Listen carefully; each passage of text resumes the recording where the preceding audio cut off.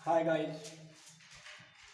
आज मैं आप लोगों के लिए इंग्लिश ग्रामर का क्लास लेके आया हूँ और इंग्लिश ग्रामर के अंतर्गत आज हम लोग आर्टिकल्स के बारे में पढ़ेंगे।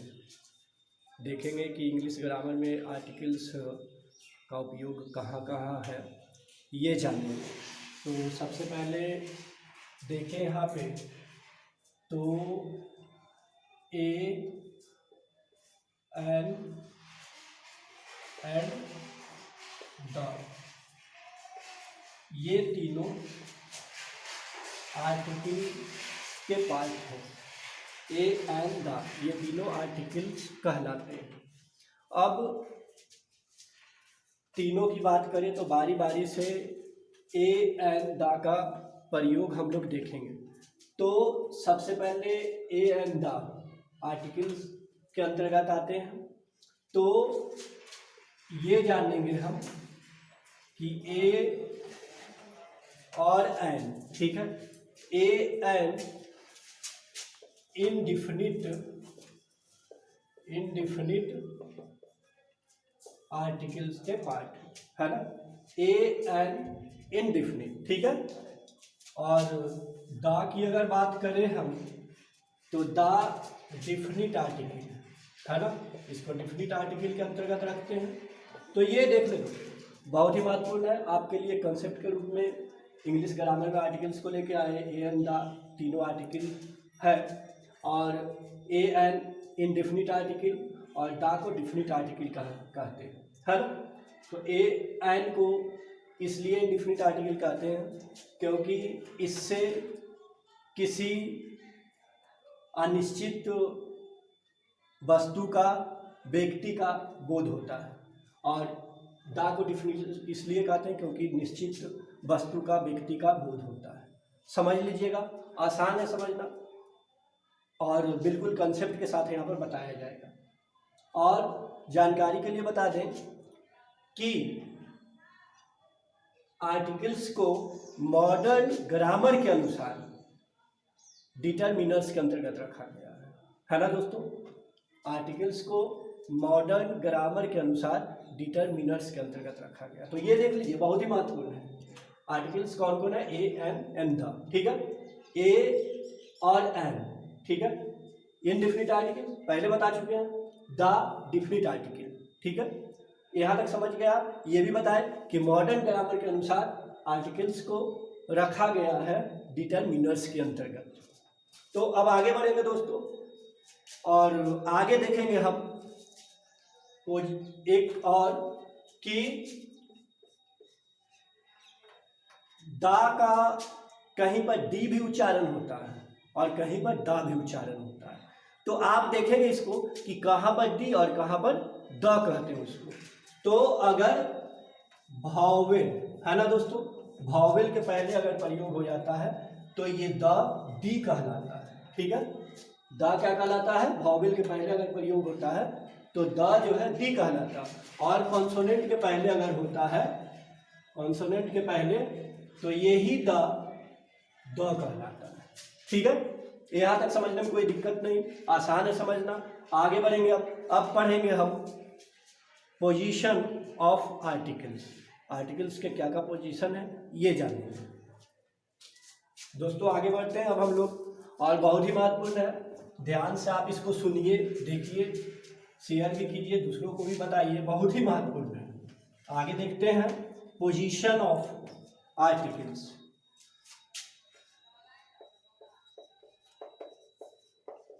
पोजीशन ऑफ आर्टिकल्स देखिएगा दोस्तों, बहुत ही महत्वपूर्ण है, बहुत ही महत्वपूर्ण है। इसको समझना चाहिए सभी को। देखिएगा पोजीशन ऑफ आर्टिकल्स, देखते हैं हम लोग कि सबसे पहले हम ये जानेंगे कि नाउन के पहले, है ना, नाउन के पहले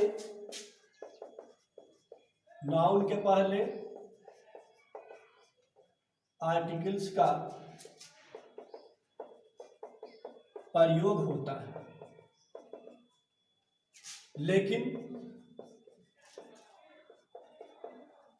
नाउन के पहले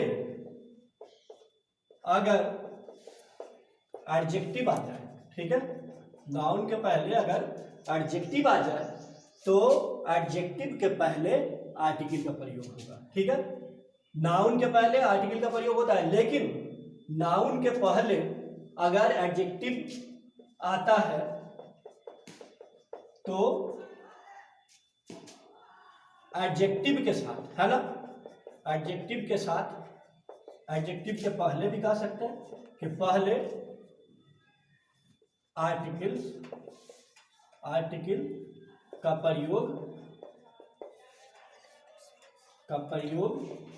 होता है ना, आर्टिकल का प्रयोग होता है। अगर इस एडजेक्टिव के भी पहले एडवर्ब आ जाए तो नाउन के साथ ना होकर, एडजेक्टिव के साथ ना होकर, एडवर्ब के साथ आर्टिकल का प्रयोग होता है, ठीक है। यानी कि अब देखिएगा प्रयोग होता है, लेकिन अगर एडजेक्टिव के पहले क्या आ जाए दोस्तों, एडवर्ब आ जाए, है ना, एडवर्ब आ जाए तो एडवर्ब के साथ, है ना, एडवर्ब के साथ आर्टिकल का प्रयोग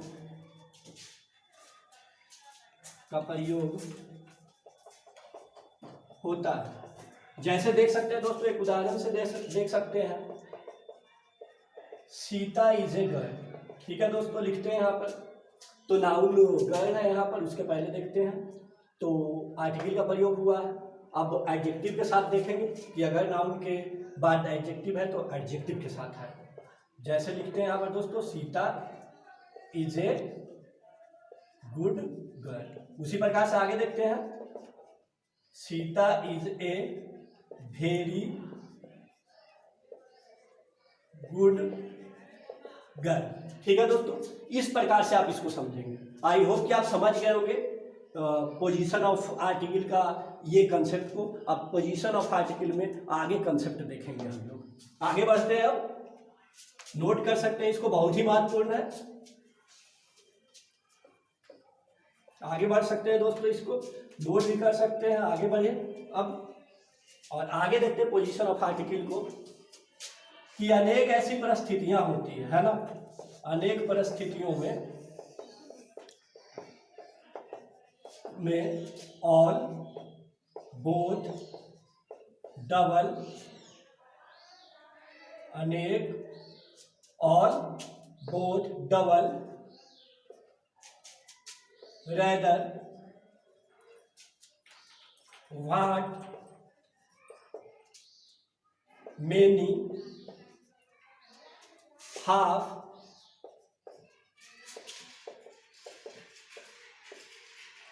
इत्यादि के साथ आर्टिकल का प्रयोग होता है।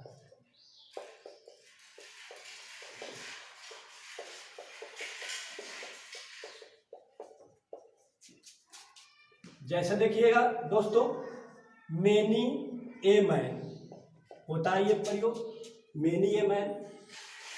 उसी प्रकार से देखिएगा, हाफ एंड आवर, ठीक है। तो इस प्रकार से आप पोजीशन ऑफ आर्टिकल का दूसरा कंसेप्ट आप देख चुके हैं कि अनेक ऐसी परिस्थितियां होती है, तो अनेक परिस्थितियों में all, both, double, rather, what, many, half इत्यादि के साथ आर्टिकल का प्रयोग होता है। जैसे कि एक दो एग्जाम्पल के द्वारा भी हम दिखा चुके हैं, ठीक है। आगे बढ़ेंगे अब इसको।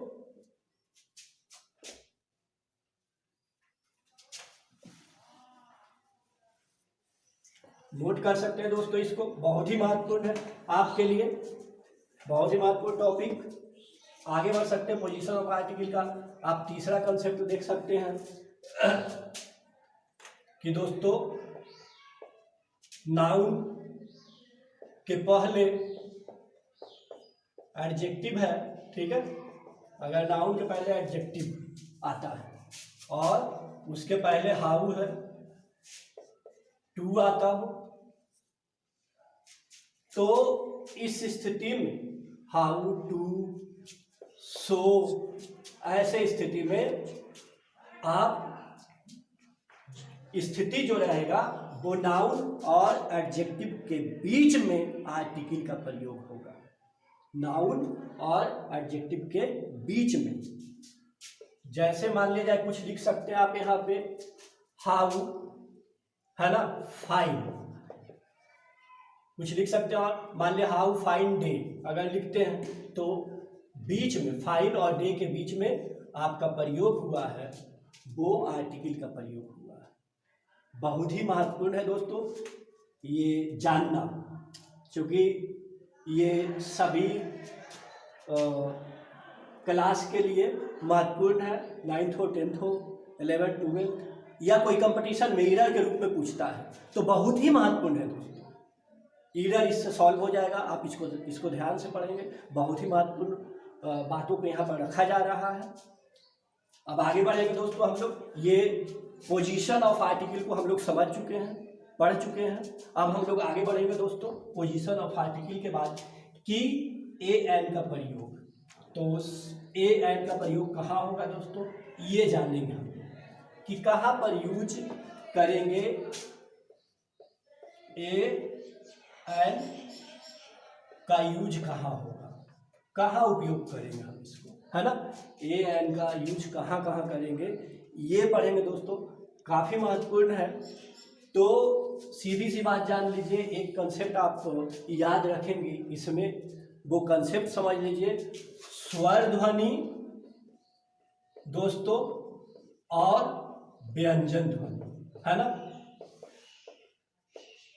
यही इतना आप याद रखेंगे दोस्तों।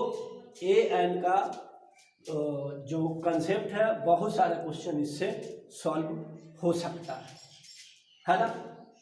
तो स्वर ध्वनि जो हिंदी का होता है दोस्तों, हिंदी का स्वर ध्वनि और हिंदी का व्यंजन ध्वनि जो होता है उसको आप याद रखेंगे, है ना। उसको इंग्लिश में जब बोल देते हैं तो वॉवेल और कॉन्सोनेंट बोल देते हैं। तो हिंदी में आप उच्चारण करके देखिए, हिंदी अगर उच्चारण करके देखेंगे उसमें अगर स्वर आ रहा है तो एन का प्रयोग होगा, और अगर व्यंजन आ रहा है हिंदी उच्चारण के साथ तब ए का प्रयोग होगा। ये कंसेप्ट बहुत ही महत्वपूर्ण है दोस्तों। एक कंसेप्ट आपको बताया जा रहा है, एकदम ध्यान रखिए कि हिंदी में स्वर ध्वनि का उच्चारण आप करके देखिए। अगर स्वर आता है तो एन का प्रयोग होगा, अगर व्यंजन आता है तो ए का प्रयोग होगा। बहुत ही महत्वपूर्ण है। यहां पर देखिएगा स्वर ध्वनि का, जैसे आप मान लीजिए कोई एब्रीविएशन ले लीजिए, है ना। जैसे MA लिखते हैं, ठीक है।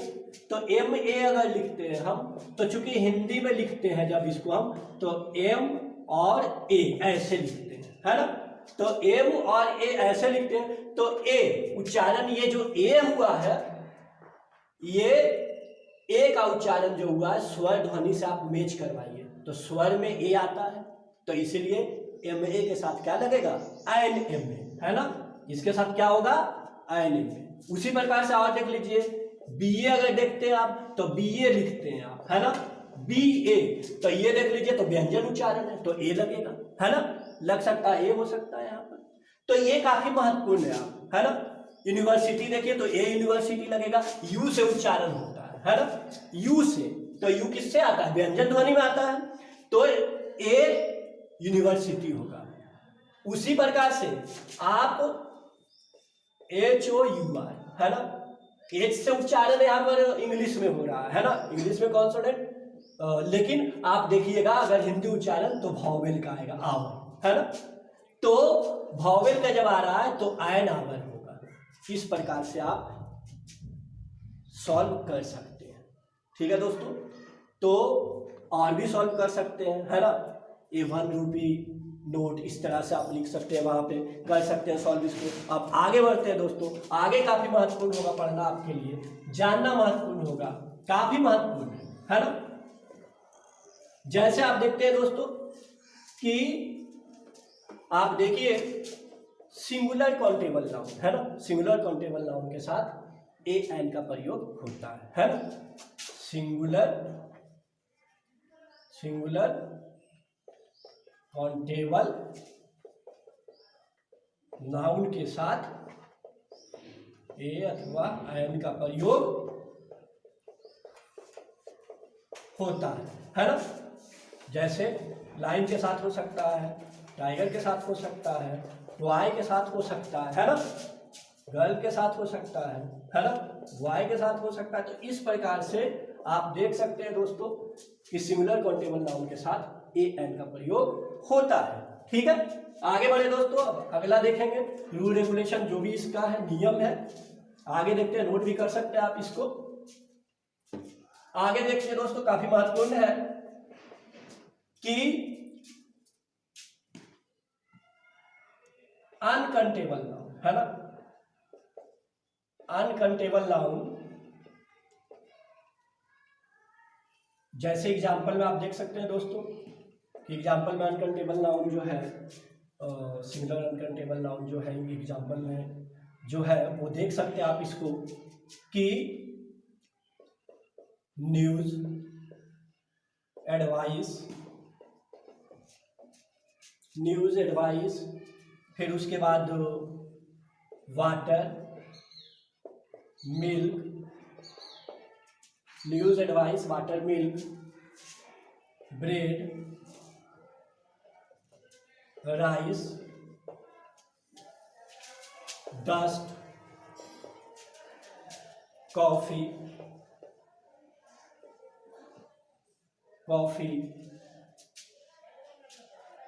तो इत्यादि के साथ आप देख सकते हैं दोस्तों कि news advice, water, milk, bread, rice, dust इत्यादि जो है, कॉफी है, ये सब ऐसे अनकाउंटेबल नाउन है जिसके साथ आर्टिकल का प्रयोग नहीं होता है। इनके साथ आर्टिकल का प्रयोग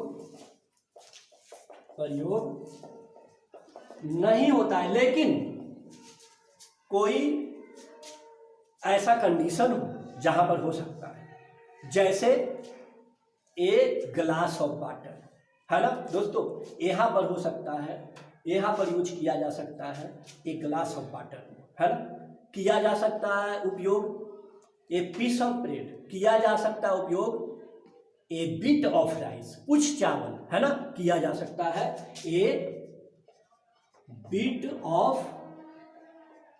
राइस है ना दोस्तों, यहां पे किया जा सकता है।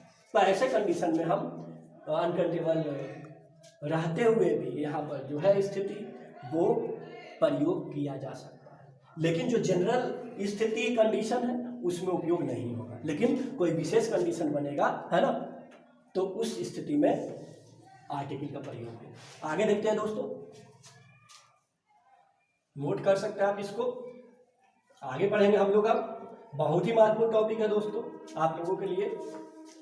आगे देख सकते हैं आप लोग दोस्तों कि पूरी जाति का जिससे बोध होता है ना, वहां पे प्रयोग होता है आर्टिकल का, ए एन का प्रयोग होता है जिससे पूरी जाति का बोध हो है ना। तो पूरी जाति का जब बोध हो है ना, का बोध हो तब हो सकता है दोस्तों। देखिएगा यहाँ पर, जैसे ए काऊ इज एन एनिमल, देखिएगा दोस्तों कितना आसान कि जाति का, पूरे काऊ जाति का बोध हो रहा है पूरे है ना, तो उस समय देखिए कि यहाँ पर ए काऊ इज एन एनिमल का प्रयोग हुआ है। उसी प्रकार से आगे देखेंगे दोस्तों, आगे का जो नियम है उसको जानेंगे कि नाप तौल है ना, नाप तौल के साथ भी आर्टिकल का प्रयोग होता है। ठीक है दोस्तों, अगला नियम भी है, कई नियम है यहाँ पर। नाप तौल के साथ होता है, संख्या सूचक कोई होता है उसमें होता है, संख्या सूचक के साथ है ना, संख्या सूचक शब्दों के साथ, शब्दों के साथ दोस्तों बहुत ही महत्वपूर्ण है, शब्दों के साथ आर्टिकल का प्रयोग होता है। जैसे दोस्तों हो सकता है ये कि एक कपल है ना, एडोजन, ठीक है, ए 100, ए मिलियन, ए 1000, ये प्रयोग हो सकता है। संख्या सूचक शब्दों के साथ आर्टिकल का प्रयोग होता है ना। ठीक है दोस्तों, आगे बढ़ते हैं।